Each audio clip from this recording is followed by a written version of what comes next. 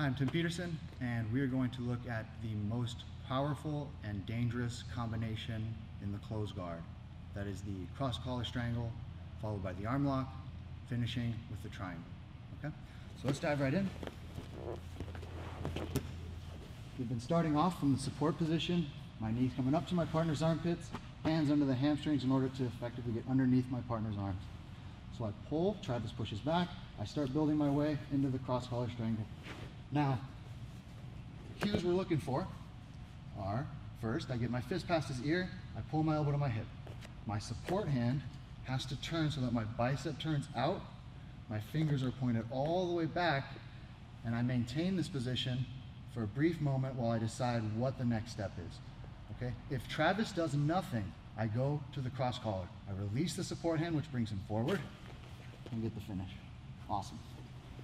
Now, Travis does something to stop the cross collar. It's going to be taking his arm, lifting my jaw, and then I go to the arm lock. I continue to look left, keep my right hand grip, clamp and bite down with both legs, elbow on top of the wrist, and finish the arm lock. Okay?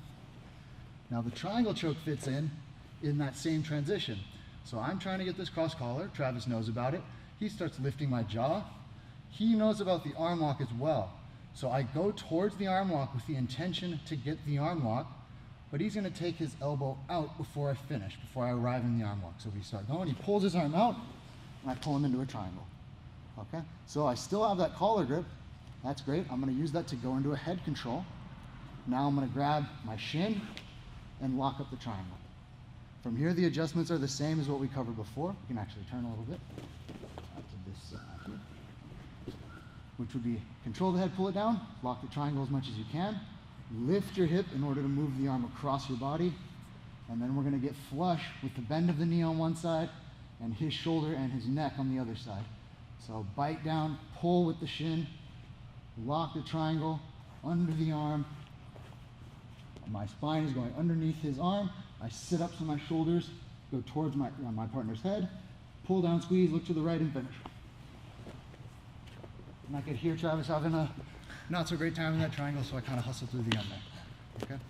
I will run through the cross collar, arm lock, and triangle again. Remember, not much has changed from what we covered in the previous videos. The cross collar is the same. The cue to go to the arm lock is the same, lifting the jaw. All that's happened now is my partner is aware that that arm lock is coming, and they don't want to get cross collar choked, so they're lifting the jaw, but they also don't want to get arm locked, so when you swing to arm bar, they're pulling the arm back. Okay, so it's this sort of Tom and Jerry chasing each other around the table. Like, I know that he's going to turn around and go the other way, and I'm just prepared for that last attack, the triangle.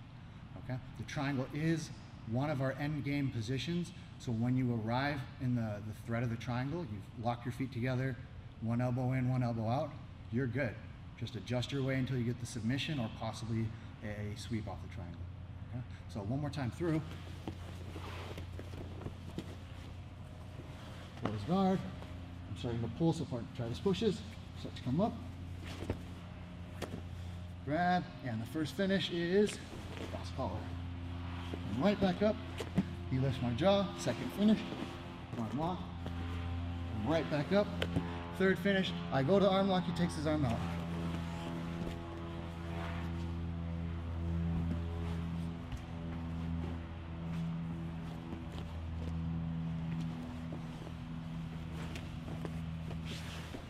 And the last thing I would say about that is when you are drilling it, I would drill it the way we were doing just now. I kept my right hand in that collar for most of the sequence.